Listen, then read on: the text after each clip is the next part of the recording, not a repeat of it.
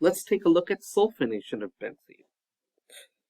In this reaction, we're going to be taking our benzene, reacting it with what's called fuming sulfuric acid, and we're going to end up sulfonating our position. Or we might abbreviate this SO3H. Fuming sulfuric acid is sulfur trioxide plus sulfuric acid. So some of the water molecules from the sulfuric acid have broken off, leaving SO3. And sulfur trioxide is in fact going to be our electrophile here. So our electrophile is already present, lucky for us. The fuming name, by the way, comes from the fact that sulfur trioxide is a gas. And so you do see kind of this mistiness coming off of it, which is the sulfur trioxide. So if we take a look at our benzene, we have our electrophile already present. It's sulfur trioxide, already a very nice electrophile for us.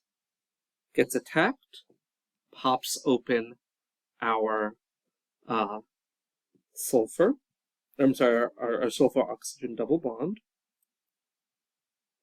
In doing so, we now have installed our, I'm going to just put the SO3 minus there, just because we have not yet protonated it. We've got our H with the carbocation. And so our water molecule that came off the sulfuric acid to form the SO3 in the first place is going to come along. Let me get back to blue for our mechanism arrows. Going to come and grab that proton, restoring aromaticity. We're going to lose H3O+, and we're going to produce our sulfonated compound.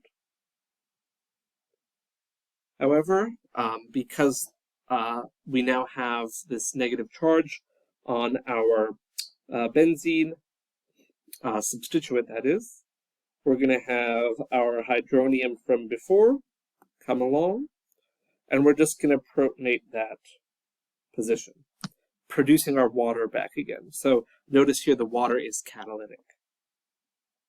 So there goes our water.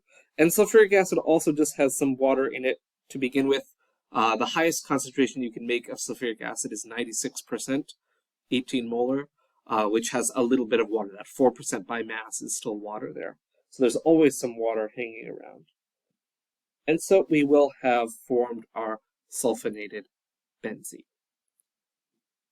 All right, so we have catalytic water in this case, and our sulfur trioxide as our electrophile. What's very interesting about this, though, is this reaction will only proceed in the presence of the concentrated fuming sulfuric acid. Very interestingly, you can remove this by treating it with dilute sulfuric acid. So in the presence of dilute H2SO4, you actually remove the substituent. Let me try that benzene again. You'd think I'd be so good at drawing hexagons, but with a tablet, I don't know, it's always a little harder, I guess, on me. So you actually remove the SO3H. So you can put it on and you can remove it. As we'll see later, this will be enormously synthetically useful as well. Just like with nitration, having the ability to now remove a group or change it into something else is very, very useful.